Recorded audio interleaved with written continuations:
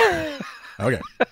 Here we go again. Did somebody, I can tweet it out too from goodstuff.fm/live. Bum bum bum bum bum bum bum. We're live for Dude.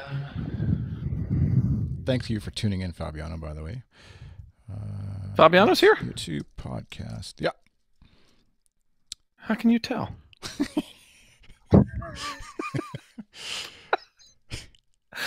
It's if you look to your left, there's a fax machine, and he faxes the comments.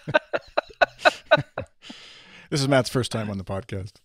Well, but usually I can see the ticker, but usually when Fabiano's on, he's chatting like he would be chatting over the picture of Bono, but I don't see him chatting there. Oh, I bet you I have it too low on the because I added some stuff. Oh, that's a long hashtag. Recap. Where am I? Good stuff. Do we really have 0 Ask at U2 questions? That's okay. We have other stuff we can talk about. Oh, yeah. I completely forgot about that part. It's your first time on the podcast, isn't it? Yeah, the only one in there is the tweet from us about that we're doing the show, so that's fine. All right. As usual, I'm sure we'll have lots of... Nobody has any Ask at U2 questions, then that's, you know what? Screw We'll that. live. Exactly. Oh, right. I mean, we'll live. That's better. That's more good. Okay, the chat. Where is that? Oh, yeah, it got dropped way to the bottom here. There we go. Oh, there. Now I see some chat going on, but it's really hard to read. Yeah, it's appearance, fade in, fade out. Just one of them, please. Bum, bum, bum, bum. All right, I'm going to turn that down. I'm on the right Wi-Fi channel. Got Chrome. Do I dare keep my Twitter going? Depression after the tour, exactly, Fabiano. Okay. I'm going to start the music and we'll get this show on the road.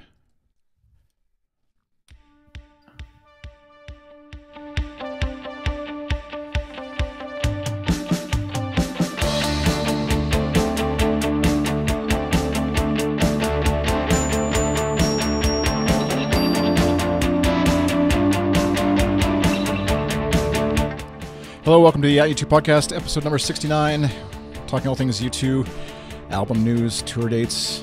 Sadly, no more tour dates to discuss right now. And community discussions from the staff of U2. But maybe soon. Maybe soon. Do you have some secret bunnies, secret little birdies telling you things, Matt, that the rest of us I'll need to never know tell. about? I will never tell. I know, that's the problem. So I'm joined by Matt. Welcome back to the show, Matt. Hey, Chris, how are you? I'm well. How are you? I'm good. You have snow already. Well, we had snow. It's mostly gone. So okay. Yeah. I know you were shocked and amazed. Still I late can't October believe as we record. I don't know how you guys do that mid-October and you've got snow already. I didn't have to shovel, so it was okay. That's as long as we Okay. know in the forecast it's going to disappear. So, but this is not a weather podcast. We're going to be talking about the Joshua Tree tour, which just wrapped up. Where are we here? A few nights ago, down in Brazil. I assume the band 2 nights. and crew are in recovery, flights home possibly, and as are all the fans dispersing back to their homes and bank accounts to save money for whatever comes next. So we'll be bringing on sort of a pretend call-in show as if they're not already sitting and listening, but some at U2 staffers will be coming on in a bit to share their own perspective on the Joshua Tree tour. But before we get into that, just in terms of some miscellaneous news and stuff that has happened since last we recorded, well, first one that's kind of big news, I guess, for folks looking forward to new U2 music is the song, The Blackout, is coming out on Record Store Day, November 24th. Got that right? I think that's right. Yep. Are you a... the day after U.S. Thanksgiving. Oh, there you Black go. Friday. Yeah. 12-inch of it. So are you a record collector, Matt? Do you go that far down there? I will. Not as much as I used to be, Chris, but I will. We have a record store here in town that I'll call or email to see if they're going to order it. And then there's one about an hour away in Walla Walla, which is where I got the last Record Store Day release, and so I'll call them. And then there's one in Yakima, and which is about an hour and 15 minutes away. So yeah, I'll be looking to see if there's a place to, because I'm certainly not going to go to the mall and do any Christmas shopping on Black Friday. Right. No. So it comes with the Blackout, and then also a remix version of the Blackout, I guess, by Jackknife Lee. Yeah, that's what it sounds like. Yeah. Right. So we'll get some. Do you have places where you can get this, or do we need to buy you one? I think there's some igloos that have records that they sell up here in Canada. There might be. We'll see. I don't have a record player, so I don't. That's where I'm like, I could buy it for the collector's value, I guess, but yeah. I don't have any other records that I collect, so I'll just wait for some fan to. I don't know. I don't know if they distribute those kinds of things on the internet. I'm not aware of how that all works, but we'll see if there's a remix version. Eventually, it'll make its way to, like, the remix I'm thinking of. Not obviously the Blackout will be on the album when that's released in December sometime, right? But the remix might not make it somewhere. We'll see. We'll see. So, do you have a record player that you actually listen to? I do have a record player right behind. It's actually right behind. Whoa! Oh my gosh! Almost not. You want to continue with the podcast while I fix this? Yes, there's a record player right behind this. This Joshua Tree display that I just ruined.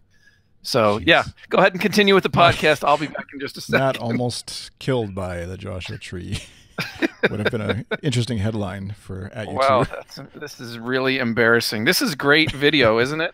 If this doesn't go viral, nothing will. There we go. We do stream it live. If you're listening later, we do stream the video version of this live, goodstuff.fm/live, or on our Twitch channel, twitch.tv/goodstuffm, I believe is the link. It'll be in the show notes, but which you can find at goodstuff.fm/atu2/69. And also this last little while, there's a great interview with that Bono did, sort of promotional stuff for Songs of Experience with Bill Flanagan on his radio show, I guess, on Sirius XM. And yes. I don't think there's anybody who can get Bono to open up the way Bill Flanagan does. Maybe who's the Irish DJ? I'm blanking on Dave Fanning. Yes, Dave Fanning. Dave Fanning. Yeah. Those two guys, anyways, can get him to. I mean, it's not that hard to get talking, but to sort of go deeper and pull stuff out of him.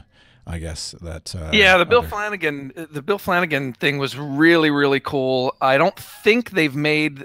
They put like little bits of it on their SoundCloud channel. I don't think, but I haven't checked in a few days. I don't think you can actually listen to the whole thing unless you're a serious subscriber. Maybe there's, I don't know. Maybe there's like a trial you could subscribe. I don't know. But anyway, it was really, really good. The only thing is, it was recorded back in early September, right around the time the band was in New York City when they did the Jimmy Fallon show, when they shot the video for "You're the Best Thing." So some of it, I think, is could be dated because he still referred to. He being Bono, he referred to the little things that give you away, which I think, or we all tend to think now, has been renamed as There Is a Light, I think is the one. So anyway, so it might be a little bit out, but yeah, he really, there's just a lot of, reciting of lyrics and talking about the genesis of the songs and what they mean and what his ideas were. And I just thought it was really fascinating. Yeah, it reminded me of reading the Bill Flanagan book, the Bible, right? That you and I can never remember the name of, but speak for yourself. In terms of, I'll just mute you if you start saying, "Show me up." In terms of just hitting on the themes of the lyric and stuff, going beyond what's on the surface, anyways, as far as what you might hear or read into, Flanagan tends to sort of go to that extra depth, I guess, with Bono and whoever. I think Bono may be a little more comfortable with him, a little less guarded kind of thing. Yeah, exactly. So there's also a Q Magazine interview that's making the rounds. I think it's the one with Noel Gallagher on the cover, if I'm not mistaken. Mm-hmm. And just the promotional machine is starting up, obviously, for the next phase of U2's career this year. Yes, and there's going to be more. I think, like, I kind of thought the new album announcement would have come already, but I'm thinking that it's going to be like early next week, maybe Monday. Today's Friday, the 27th, as we record this. So I'm kind of thinking maybe Monday is an announcement. Right. Maybe November 1st. I don't know. But yeah, and then the for sure there'll be, more TV appearances, performances, radio interviews, magazine features, all that sort of stuff. There's going to be a lot of promotion coming. And other stuff on just in the U2 world news, I guess. There's a U2 conference that's happened two times now in the past, I believe, if I'm not mistaken. And yep, that is correct. The 2018 event has been announced, which is going to be in Belfast in June, so 2018, obviously. And there's a U2conference.com is the site where you can go check out details on that. We'll have a link to that in the show notes. And the site has been updated with accommodation information, and there's a call out for speakers, and then they'll be announcing keynote speakers in early November, which should be exciting stuff for some U2 fans if you're either making it your way across the pond or maybe you're already over the pond and in the area. So it's the first time it's been outside of the U.S., which is kind of cool. And obviously, right. I read somewhere, I think it was on the U2 conference site, it's the 20-year anniversary of the Good Friday Agreement in Belfast, Northern Ireland. So it'll be lots of just fun history to sort of be there for, I'm sure, as well as the U2 conference. So very cool. And we'll have more news about that as appropriate in the future. So, yes. But for now, let's, I keep forgetting, I need like a U2 roundtable sound effect or something that triggers a little us. Jingle. Yeah. So let's see. No. What sound does a round table make, Chris? I could just knock this over every time we start a new segment. Yeah, exactly. Yeah. No, I don't have anything that can. I was just trying to find something that could suffice in the meantime here. Okay. Well, then we'll just do. I hope. No. New segment starting now. Stand by for Zoo radio transmit. All right, there you go. That was good. That's the old Zoo TV jingle. Zoo Radio, Zoo. Yeah. So what we're gonna do is Matt and I we're gonna bring on our guests, as it were, call-in guests. Someday we'll have actually a call-in show, maybe with listeners, YouTube fans who are listeners of this podcast. But for now, we've pre-selected some at U2 staffers to be our guests. So first up to join us for this show is Sherry. Now let's see if all the gizmos and widgets align here. Sherry, there we go. There she is. Live. Hello, gentlemen. In the world. Wow, it worked. Chris, you are really good at this. Just stop before I'm going to find out at the end that none of this is recorded and nobody on the internet has actually seen it. Just don't go all Zoo TV. This isn't very rock and roll, so next with me. So in terms of sort of parameters, I guess just we've talked about individual concerts we went to and all that. Matt's trying to change the channel. He's trying to turn you off the feed. Just in terms of the show, the concerts and the tour, I guess, Sherry, what are some of the memories or standout things for you from the tour that you'd worth mentioning? I'm still processing it. I'll be honest with you. In Vancouver, getting to listen to the week or so of the tour rehearsals and then seeing the show opening night, I didn't know what to make of it. And so I wanted to give the whole tour to sort of get a feel for what it was that we were trying to experience or feel or have as a collective sensation at the show. And this has been a mixed tour for me because I'm not used to just sitting back and watching the band not really perform and just watch this big screen of slow motion nature shows, So, from a set list perspective, it felt very much like I was visiting a high school reunion. It's all songs that we knew, that we loved, that we sing along. Everybody knew the words to almost every song.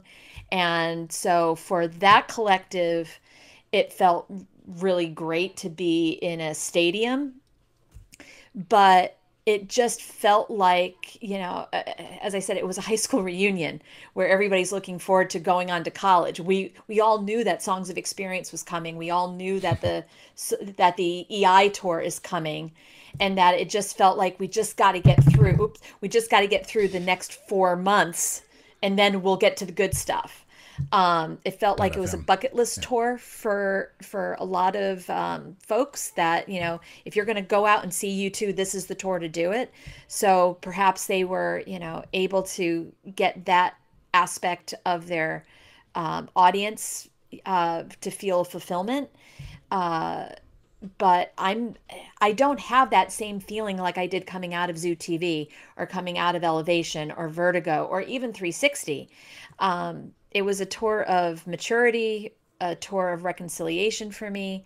But I was really bummed that there was no Rattle and Hum. I mean, today's what, October 27th? 29 years ago today, we had the Rattle and Hum premiere in Dublin. So this would have been a Wow. great opportunity to have incorporated some of the Rattle and Hum stuff. So as I said, I'm still processing it. For the most part, it felt like the band was trying to heal a broken world without becoming broken themselves. And at least in the US, with the way that the political landscape is, it just felt a little kumbaya for me.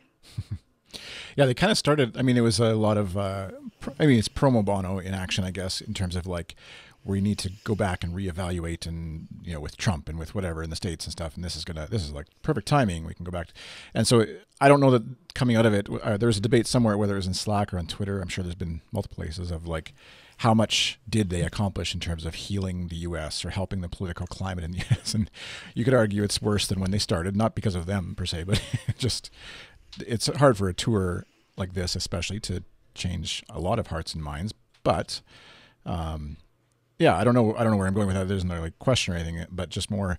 It feels like now, like you said, we're sort of anticipating what's next. Once you're, at least for me, like I just saw the Vancouver show, you're kind of like, okay, that was good. What's coming next? I can't wait for that, because now that I've seen this one set list, it's kind of good to go, I guess. But how about you, Matt? What's your? Yeah. Or sorry, go ahead. Yeah, I didn't have that feeling coming out of the Innocence and Experience tour. Like, okay, I'm really looking forward to what's next. I felt satisfied through this tour. All I could keep thinking of is experience. We got to get to experience. This just felt like a speed bump. Right. Joshua Tree's a speed bump on the road to experience. That better not be our podcast title. That's all I'm saying. I'll write it down just in case. But yeah, go ahead, Matt. No, I mean, I think I probably tend to agree overall with what you guys are saying. It, I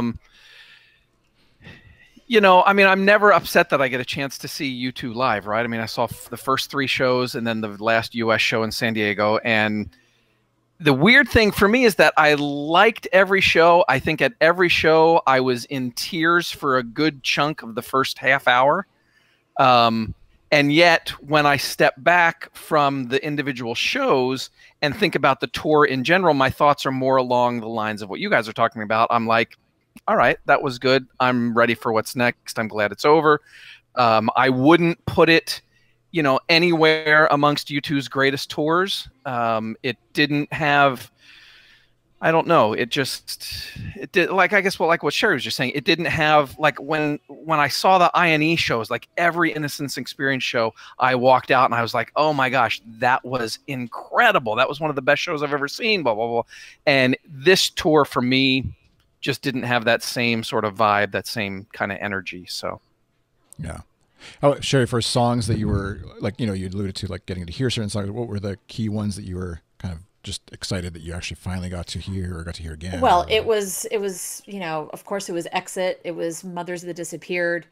It was Red Hill Mining Town. It was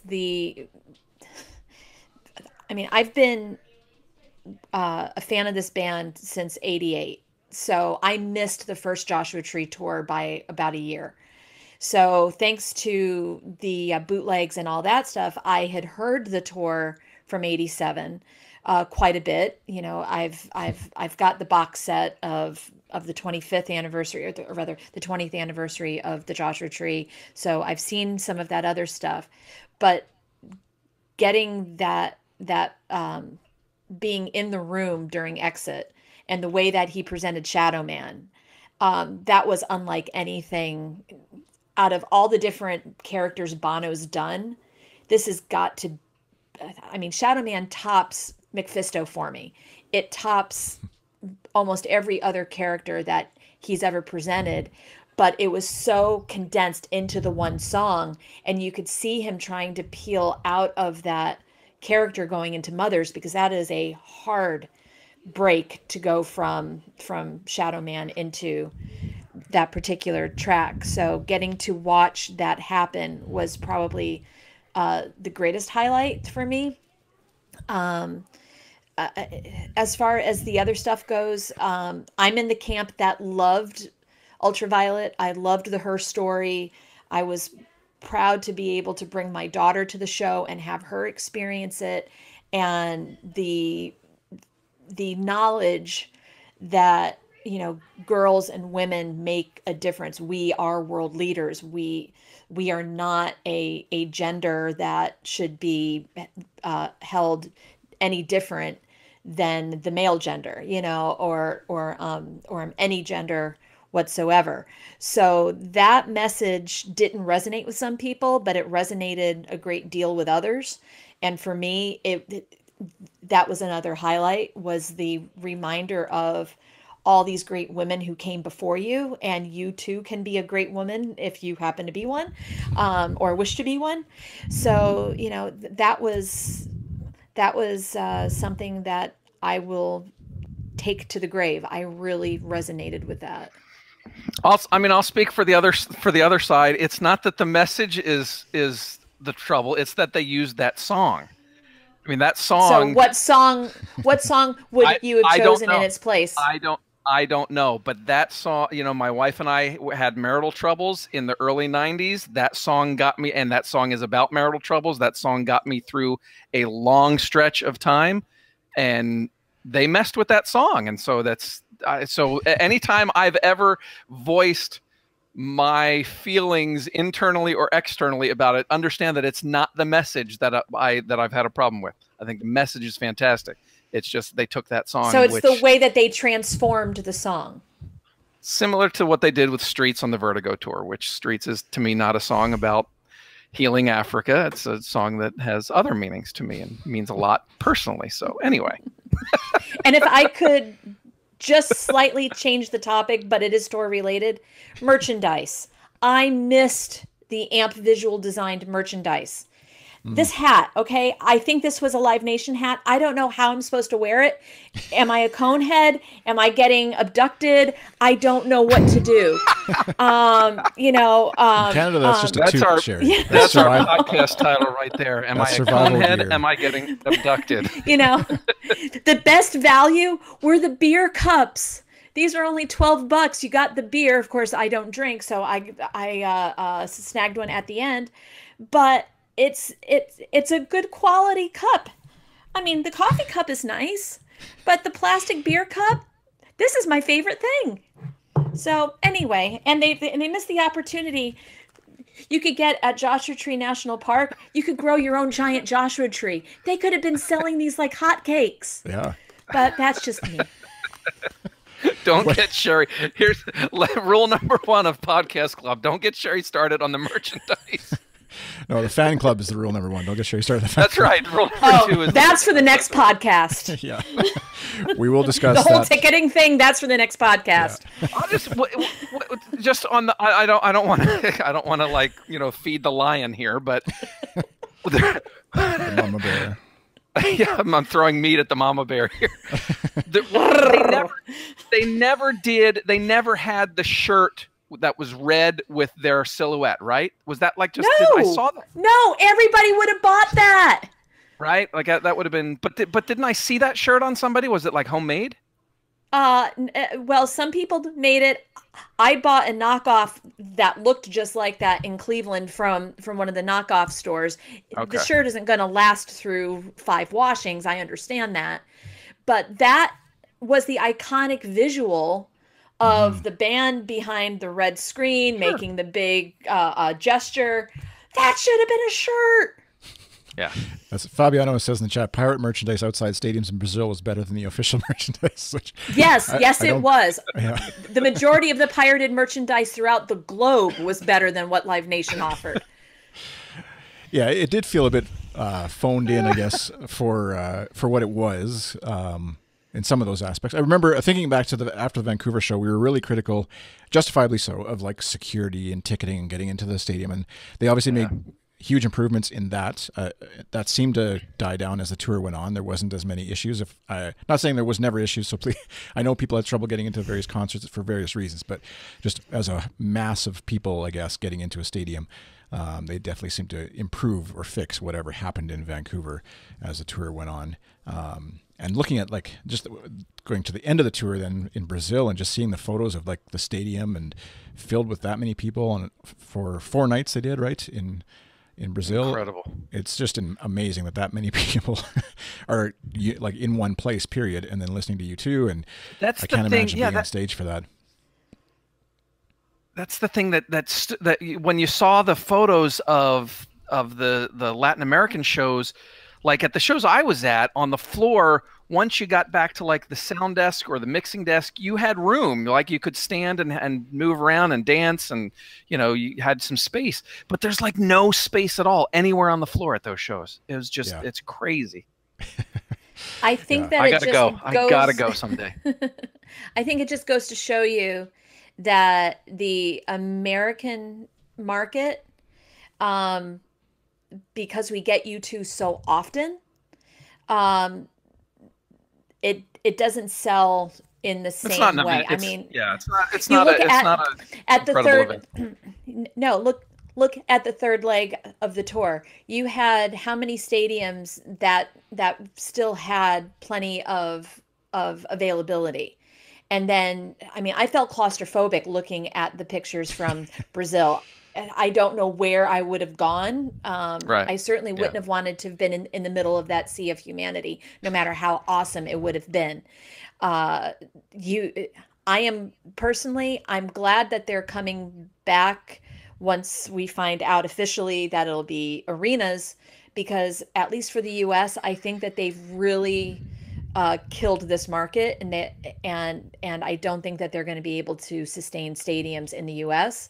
But by golly, in other areas of the world, they can certainly continue on with this, with a stadium show. But I don't see how they can do stadiums again in the U.S. Like they've never done China or something like that, have they?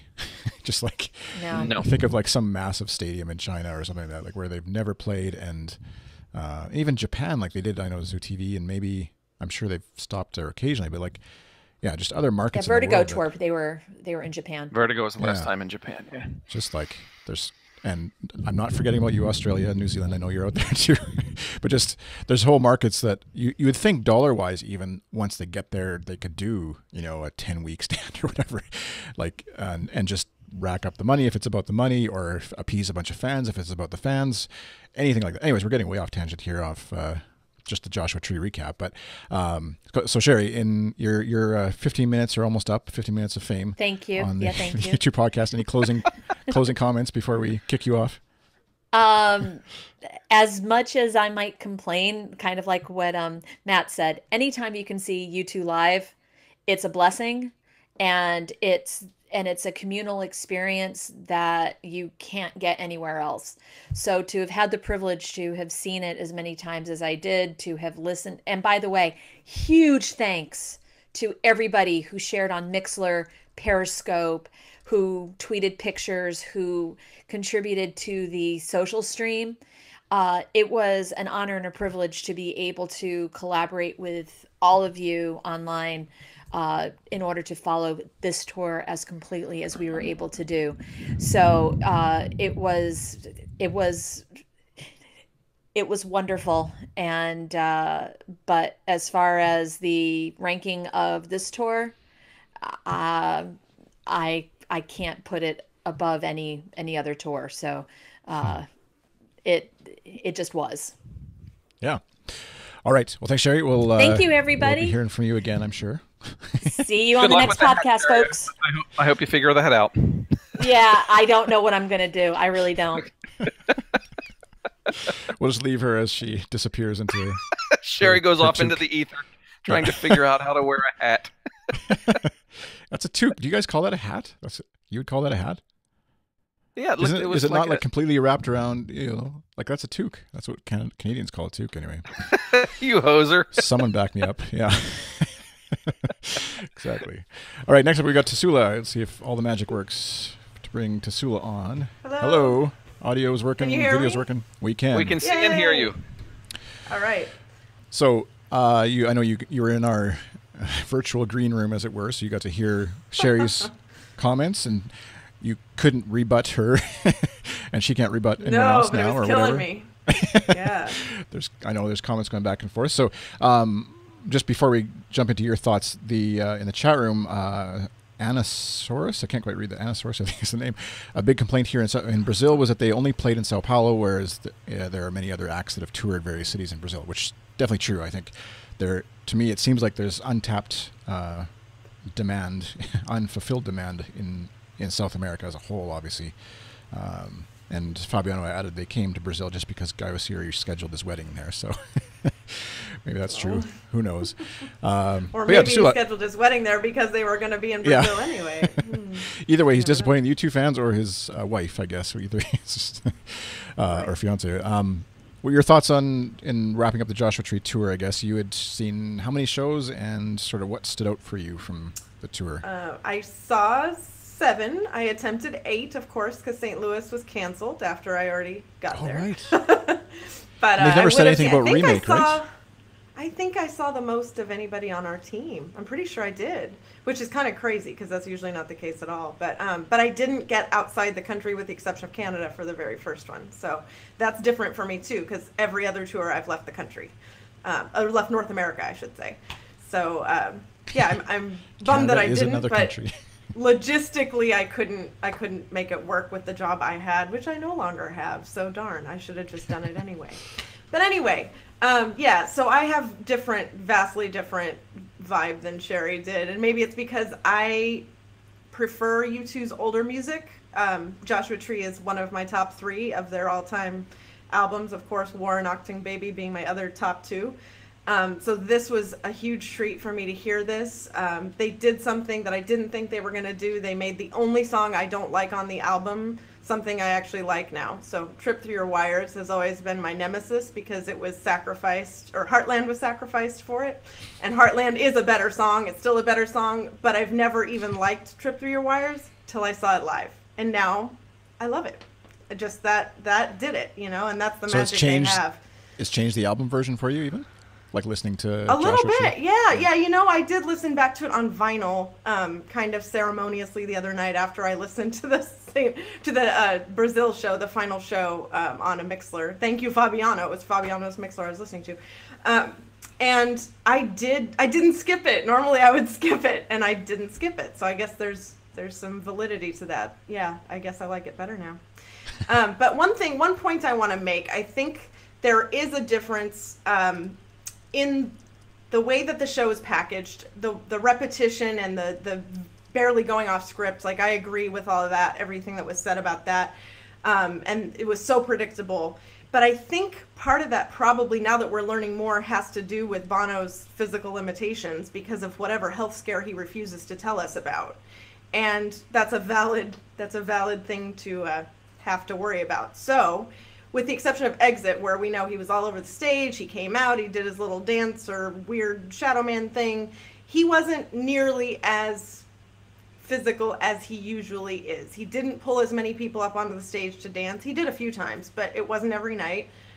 He didn't run around the way he does usually. The band starts at the Tree stage, and then they go back to the main stage for the album, and then they come back out at the end for the encore, and there's not a lot of deviation from that the whole tour. So I think that may have impacted some people's experience, aside from the fact it's a stadium, which is harder to connect with emotionally, at least for me. I'm an arena girl, so I prefer the smaller indoor setting. That said, there was definitely a connection in Seattle the night that Eddie Vedder came out and sang Mothers of the Disappeared. I'll never forget that. There was definitely a connection that very first night in Vancouver. Both of you were there with me when we all first saw the screens for the first time. We first saw Streets and realized we were going on this journey with them. I will never forget that, the way it felt to see that for the very first time, not knowing to expect it. We knew we were going to get a video show. We knew we were going to get screen resolution that was unprecedented and all that, but we didn't know that we were going to travel down a road and go through brooks and streams and see Zabriskie Point and, you know, all the things that Anton so beautifully did. So that stayed with me. In Miami, the crowd, you know, I echo Matt, I need to go to a South American concert at some point. The Latino audience that I was with in Miami was amazing. The chanting of Outside It's America during Bullet that night still sends shivers. I just got goosebumps telling you about it. Still sends shivers up my spine. It was a highly, you know, immigrant or child of immigrant audience. As a child of an immigrant myself, that meant a lot to me. And then Cleveland, we got Mysterious Ways, which I know some people, again, are sick of. I love it, so I was happy to have that night.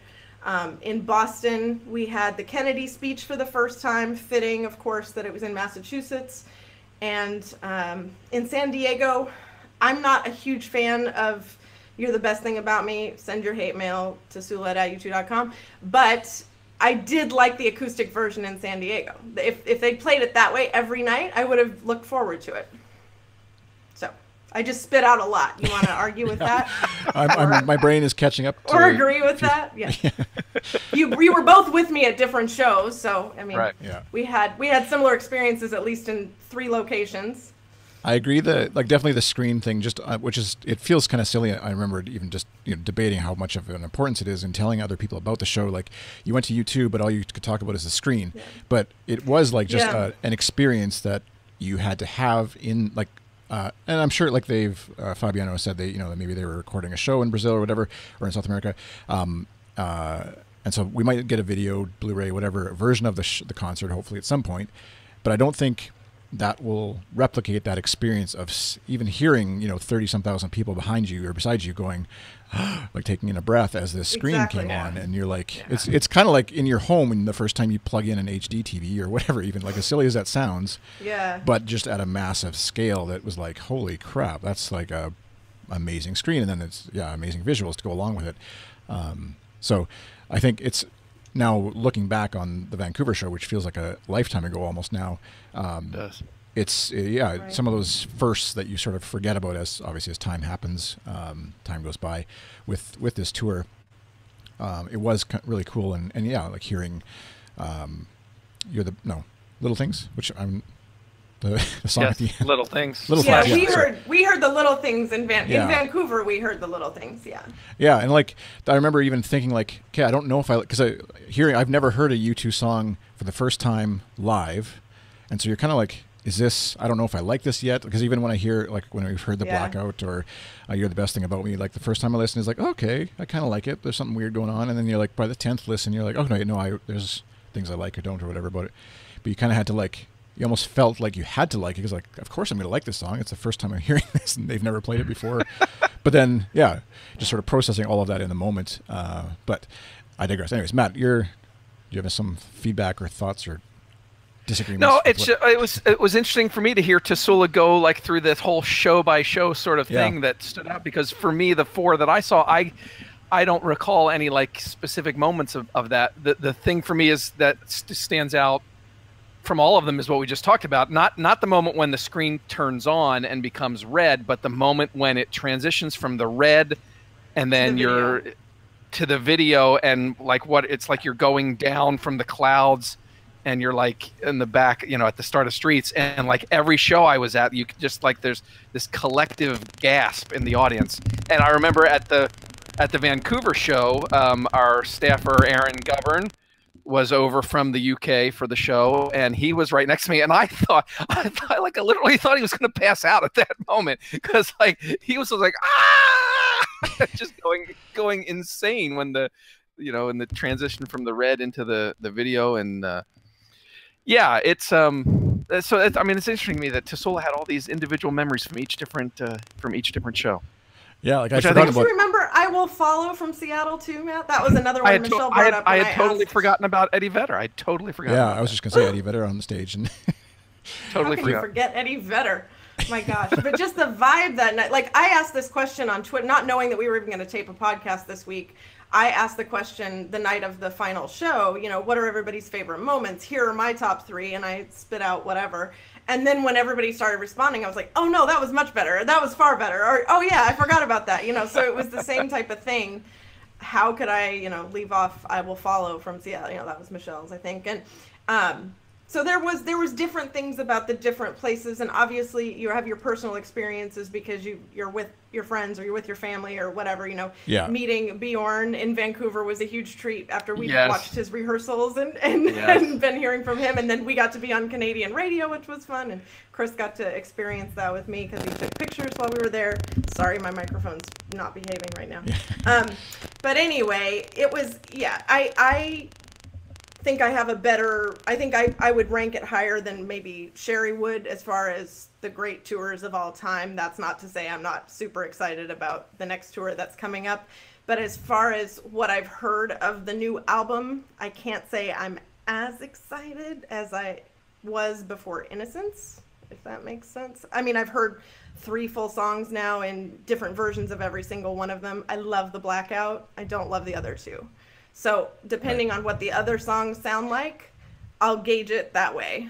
But yeah, of course I'm excited. Of course I can't wait for Record Store Day. That's, you know, my birthday weekend. They always do something nice for me my birthday weekend, so thanks, guys. It's nice having a birthday around Black Friday, isn't it? It's lovely having the next day is my birthday, so that's great.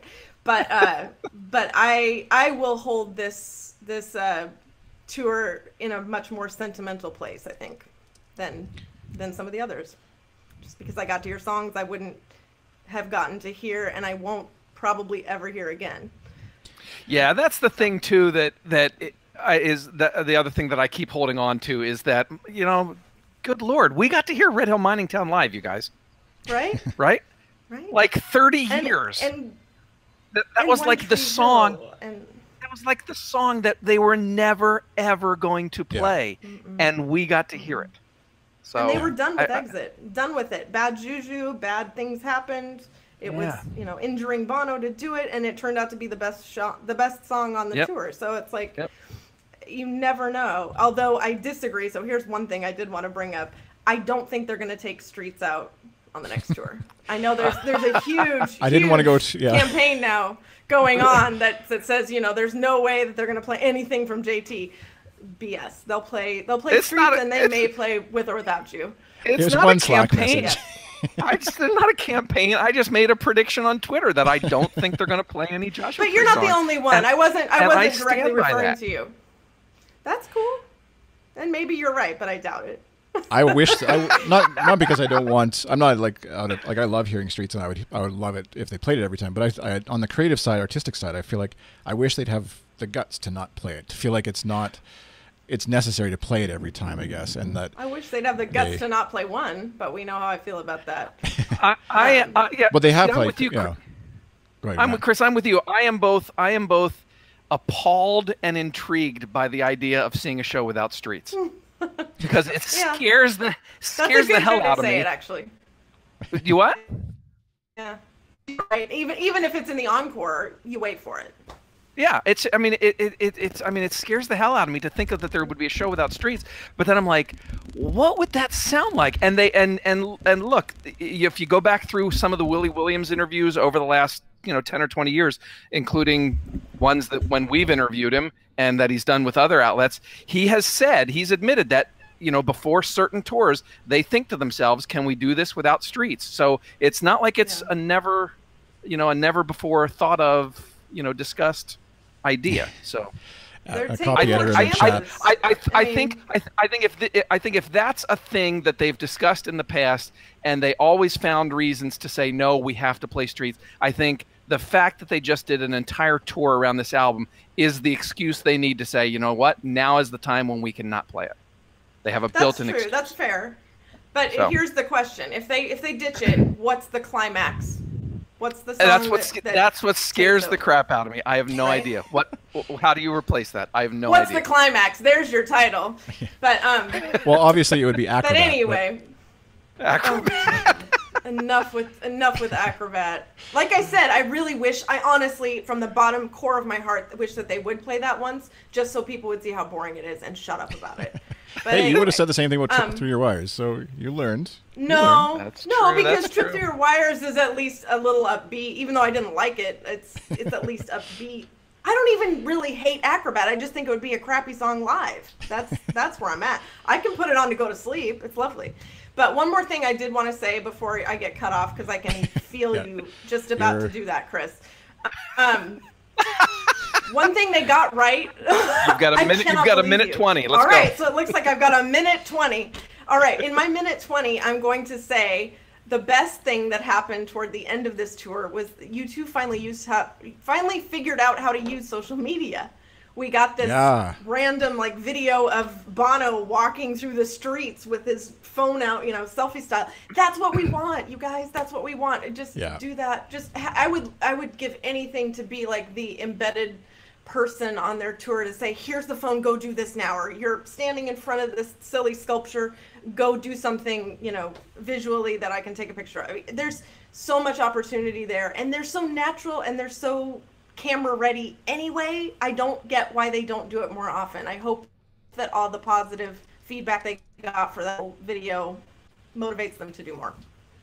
Yeah, it was incredible. It felt like their social media marketing person was there in, I forget where it was, somewhere in Europe, when they were in like Dublin and London, I think. All of a sudden it showed up, Instagram and stuff showed up for like briefly. They'd have some stuff on there, and then South America. So like either it's because Guy Osiri maybe he was there, and like his assistant is the person saying like, hey, remember we have these social media channels, we should market through that or whatever. But all of a sudden, it's like little glimpses and so. As any good marketer knows, though, you have to be consistent with whatever your strategy is. You need to be consistent, and they are not consistent. So that's where they need. Now they know what to do, how to do it, what we like. Just keep it up. Tassoula, I don't know what you mean. U2 360 from the Edge hasn't tweeted in 5 years. I think that's pretty consistent. That's true. Good point. Exactly. But for what it's worth, you're when right, Edge though. was No, doing you're that, right. he was consistent. He did it quite often when he was active. Yeah. Oh well. Anyway, I know my time's up. It's Mason's turn. We're just going younger. Did you notice that? We started with the oldest, Sherry, and now we're at the middle here. Girl about to have a birthday in a month, and then we're gonna go to our millennial. So we're going quite a bit younger next, I think. Millennial. All right, thanks, Tassoula. Awesome. Bye, Tassoula. All right. Do we have any millennials that want to come on the show? Let's see if this all works. Oh, There he is. Here's one. What's up? We got to hit all the demographics for this. Got my episode. avocado toast. Yeah, exactly. Got. What's up, Mason? Hey guys, how you doing? Good. So Doing you've great. you've been in the green room. Yeah. And so I don't know what it feels like. We've covered a lot of the ground of the Joshua Tree tour, but when did you see it? I guess how often, and your thoughts on seeing this tour.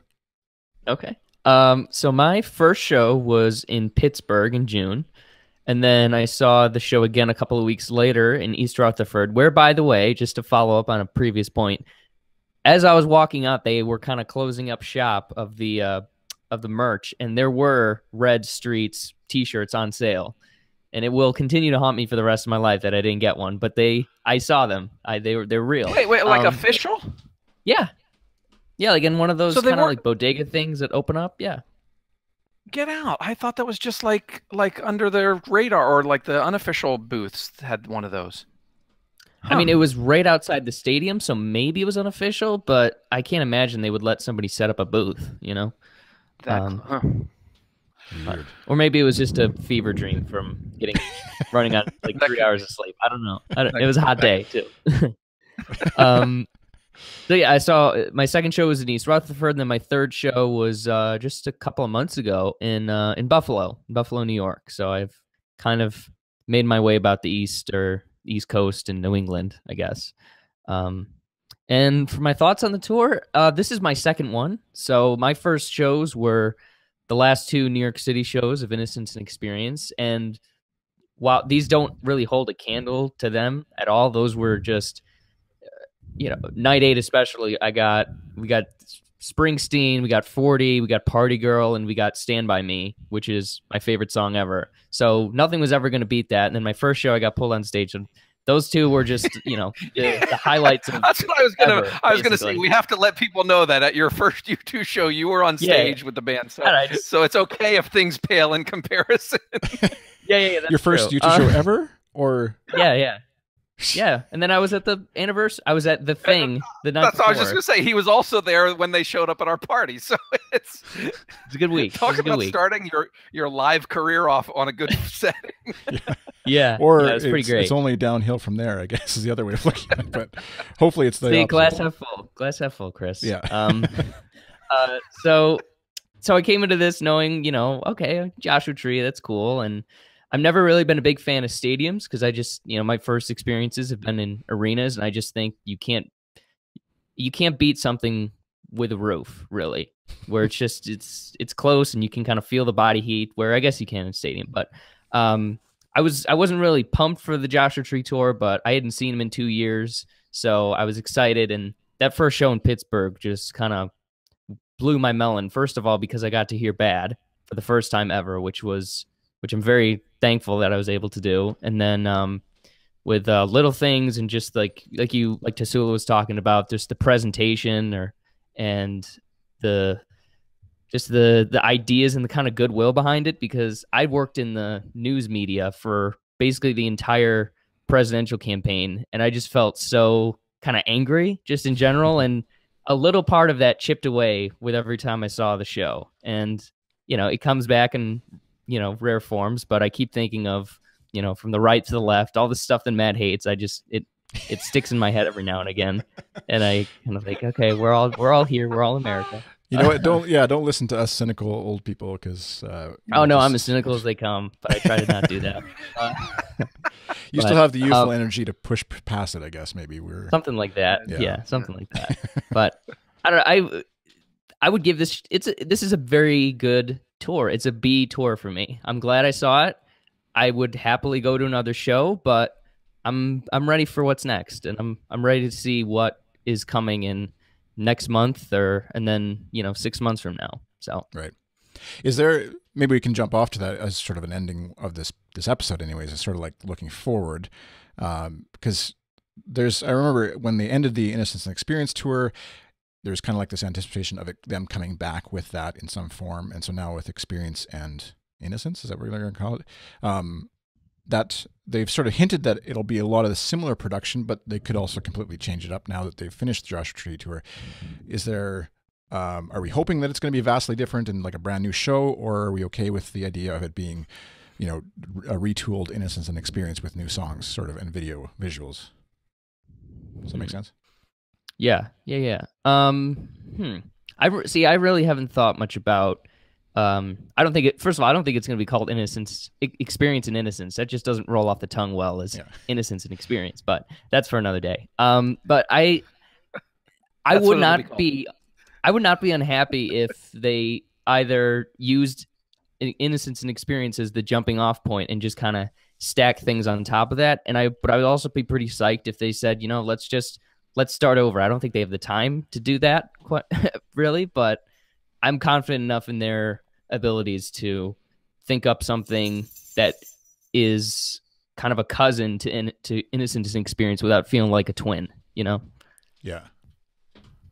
I think we have to like listen for any clues that they give in any of the upcoming interviews that they're going to be doing when they promote the album, right? Like obviously the tour that question will come up, because I remember like in some of the first interviews after the INE tour ended, I want to say it was Adam, but I could be wrong, but I think it was Adam who kind of like laid the groundwork for saying that the production was going to be fairly similar, that they were going to keep the staging and all that sort of stuff, and then just sort of change the show that lives in that setting.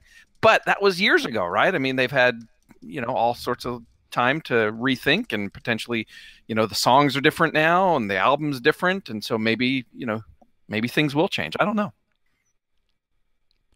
Yeah, it kind of feels like for someone like a Willie Williams to know that in advance you're going to be So let's say they're going to have the next tour out on the road for a year and a half or whatever it ends up being. To know that you're going to have to keep doing that same production that you did before, it feels like he's artistically he's going to want to do something different with it, whether they have the time, like you said, Mason, or not, and just even the money and the whatever infrastructure to handle retooling the whole thing. So I don't think the screen has been seen in like some field in Belgium like the Claw has, right? It's not put out to pasture quite yet, or maybe. Oh no, no. Yeah, Edge doesn't have it in his backyard or something, I guess, is watching for. He's going to install it in the hills of Malibu. Yeah, exactly. Watch for a petition soon. So it feels like they would want to, retool if they could, because just going back to that now feels like they just went back to the Joshua Tree, or are they going back to the Innocence Experience setup or whatever. But time wise, I don't know. It doesn't leave them a lot of runway, and there. As we know, with each album, with each tour, it takes longer and longer for Edge to be satisfied that everything's just right. So, yeah. What were the? So I have a question. I have a question that I'll run by you guys, both of you, for your opinions. Do you think you two would ever consider doing another tour where they play an entire album? Because and I'll say why I ask. Because we've spent this whole podcast, discussing how we feel about the tour. I am dying to know what the band feels about the tour. How do they feel about having spent the last 5 months, over dozens of nights playing the same album every night, et cetera, et cetera? Like, did they get tired of it? Like, because even with, we all complain about, how the set list rarely changes during a normal U2 tour, but at least they have the freedom to. Like, if one night they want to insert in October instead of, Song for Someone, or not Song for Someone, I mean, Every Breaking Wave. Sleep Like a Baby, I think you meant. Yeah, Sleep Like a Baby, which is a great live song. They always had the freedom if they wanted, and granted, maybe sometimes they didn't, but they had the freedom to change a few things here and there in the middle of a show. This show, they did not have that freedom to change that whole section of the show. And so I just wonder, like, now that they've done it, like, if we were to say, and if they were to answer honestly, would they say, nope, we're never going to play another album again? I don't know. I'd love to know what they think about that. Here's the first things I thought of. Firstly, the only other album you can justify doing that is Octung, and that's what right. That's 4 years away technically. If they continue with the 30-year anniversary kind of thing, and they play enough of that anyway, so maybe there's not as much of a demand to hear Acrobat. I guess never mind. But I also my second thought. Fans. Yeah, my second thought was way back when in 2015 when they were talking about doing a Innocence Experience was scheduled in blocks and doing a different show night one than you do night two. Maybe it goes back to that. Maybe Joshua Tree Tour was so rigid that they just want to kind of go for broke really and actually fall through on one of their plans for once, maybe, and do a vastly different night one to night two experience. For maybe this is a time to say it's justifiable that night one is Innocence and then night two is Experience, and that's a way that they can both play the hits and then promote Songs of Experience and then tell the story of Songs of Innocence. But that's just my 2 cents. That'd be interesting, yeah. Yeah, I'd love to, again, just one of those things where I'd love to see them, I don't know if, like, having the guts is the wrong word. I don't know what the right phrase is there, but just be that creatively free to just experiment with the music and the presentation and the whole package in a way that they're not scared of offending maybe like a fan who can only afford to go to one show or whatever, and just like, that's what we're going to do because that's what we feel like we need to do to present this or whatever. So I'd love for that to happen. I don't think they will, but just because they've in as much as they broke the mold with, say, Zoo TV or whatever, it still was like, it was playing the songs. They still played Streets, or whatever. They just did it in an interesting package. And so I don't know. I'm pessimistically optimistic, if that's a phrase that I'll just make up and say it is, that they'll do something more than just, kind of play the best songs or the most popular songs of the new album, sprinkle in a few of the greatest hits and call it a show. And I mean, sorry, not to denigrate what happened with Innocence and Experience. That I think that idea of recapping their tour or their history, sorry, in that format, I think is awesome and plays well, even as you put new songs into the mix, and with the visuals and stuff that they had. All I think. Having said that, I only saw the concert on DVD or whatever, so I didn't actually experience it live. So I'm very much looking forward to whatever happens on this next tour. And whenever it happens, providing everybody stays healthy, everybody doesn't go for bike rides and fall on their face, all that kind of stuff would be much appreciated. So, yeah.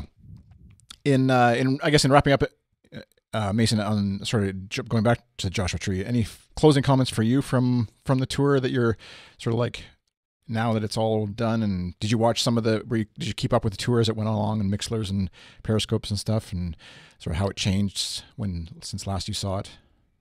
Yeah, I kept up with it. I didn't Mixler or kind of listen in as much, just because it was frustrating with all the connectivity issues. But if I heard something particularly interesting, I'd scour YouTube a couple of days later to check it out. And as regards my closing thoughts, I just think it's a nice little primer, and I like we've all said, I think I'm ready for what's next. I've really got a good feeling about Songs of Experience and what they could do next, and I'm just excited. And but I'm glad that I revisited the Joshua Tree tour. Go ahead, Matt. I was just gonna say, the other thing that we can be excited about too is that it's 2 days after a tour is ended, and we're not going to have to wait 3 to 4 years for what's next. You don't know that for sure. You don't know that for sure. I do know that. I guarantee you that album is coming out on December 1st. I guarantee you that. I guarantee you that right now, as we speak, Edge is tinkering with the Pro Tools project, thinking he has yet another way of remixing a song. And Bono is wandering through a warehouse of sunglasses to find out his next look. That's the thing I'm excited about. Fine, the album's great, but I want to know what glasses he's going to do. He's going to use, because I hate the John Lennon ones. Oh, I can't stand it. As long as he's not wandering through a bike factory, that's all I hope. Of the songs, I was going to ask you, Mason, as our token millennial on the show, what of the songs that we've heard, I guess, I don't know officially, I don't know what we want to call this, but the Blackout, You're the Best Thing About Me, and The Little Things That Give You Away, or whatever it's called. What's your favorite so far? What resonates with the next generation of YouTube? We'll let you speak for everybody.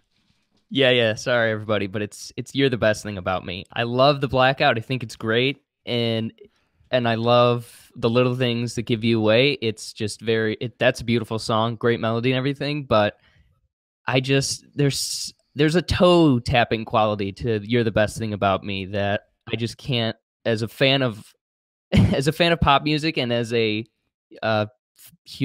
enormous fan of ABBA, I just cannot resist that part of me that just wants to sing a silly song at the top of my lungs driving down the highway. And that's kind of what You're the Best Thing About Me is. So crucify me if you must. I'm sorry, Tassoula, but for me, you're the best thing about me. That's going to change. Like I put it in our little Slack channel. I'm 99% certain that the second I hear The Lights of Home for the first time, that's going to be my favorite of the whole thing. But for right now, You're the Best Thing About Me. That's what I'll go with. Nice. All right. Yeah, I still, going back to the artistic push or whatever, I still wish U2 had, at the end of the last concert in Brazil, lights go out and then they play the Blackout or something, just like completely, and then go out on that or whatever. Whether it's a Blackout or whatever, something from the new album, close out the show, and it's like say, okay, we'll see. Sort of like what they did in Vancouver, where they teased us with the album cover, right? Like at the end of the tour, do something like that to like send us off and see what's next or whatever. But it's kind of like going back to the marketing side we talked about with Tassoula. It's kind of like they sort of forget that the world is watching now. You know, like they feel like they're down in Brazil and the rest of the U2 world isn't really paying as much attention or something. I don't know. It just seems odd. Like it seems like a place where you could make a big statement about what you're doing next. And they kind of just wanted to wrap up. So anyways, speaking of wrapping up. We should do that. Thanks, Mason. We'll fade you Thank you, out Mason. into...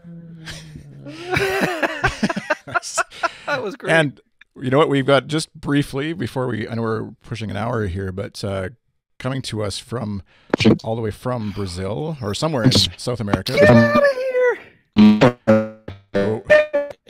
He might be just a robot voice. Fabiano, are you there?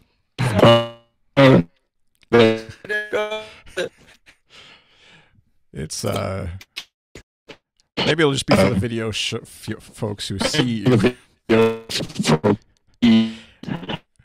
This is live. If you've got headphones, Fabiano, to throw on, that might help. Because we're hearing myself coming back.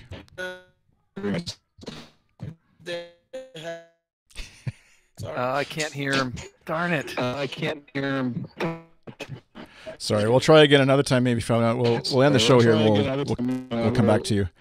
All right, that was a treat for the video viewers, I guess. We got to see Fabiano for a second. It was a last-minute thing. We tried to get him on to see if we could. Very Zoo TV. Yeah, exactly. But in wrapping up, how about for you, Matt? I didn't give you a chance to give your closing Joshua Tree 2017 thoughts. No, I think I gave my closing thought earlier. I'm glad they did it. I'm glad I saw it, and like everyone else said, I am ready for what's next, and I'm excited that we don't have to wait several years for it.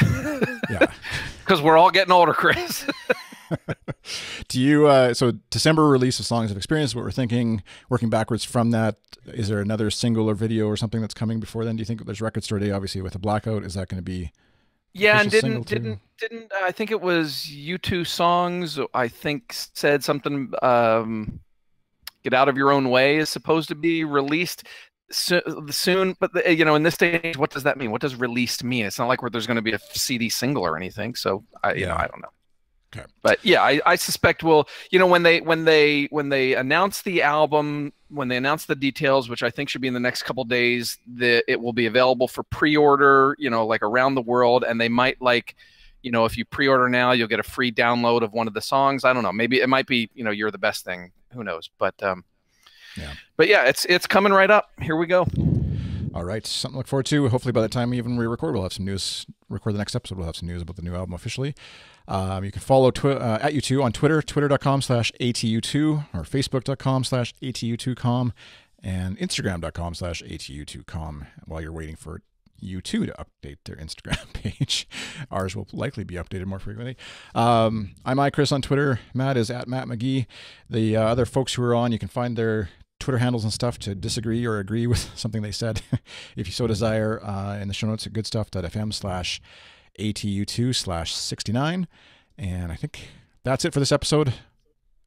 Hope you have a great day. Bye. Bye. All right. That would have been so. There's Fabiano. That would have been so cool. Fabiano, can you hear us? All right. That would have been so. Oh, he cool. has the podcast playing or the Twitch page playing or something. Yes, I'm hearing you guys, but I don't have a headphone here inside the car. So he has the podcast playing or Twitch playing or something. Oh, you're getting like a very delayed. You're probably on like cell. Okay, you talk now, Fabiano. I'll just let you talk. Oh, you're getting like a very delayed. Okay, you talk. Okay, sorry that I could join you guys join early, but it would be so good to stay about the shows here. How was the atmosphere here? That was great. For shows packed full. I have two red zones and see a show bus here. Tassoula always say that and they also want to come looking at to experience here. It's not just US or Europe, but and the church was so the fun here and right could come here. I heard the word amazing. That I did hear, Chris. Sorry, it's cutting up too much, Fabiano. We can't make out what you're saying. I know you're talking clearly, and we can. Word amazing. But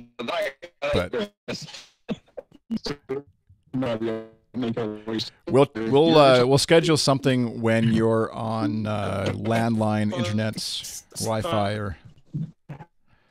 This is like getting mixlers from U2 shows. My internet. Okay. Like 2 shows. I'm gonna kill it because it's just I can't Yeah.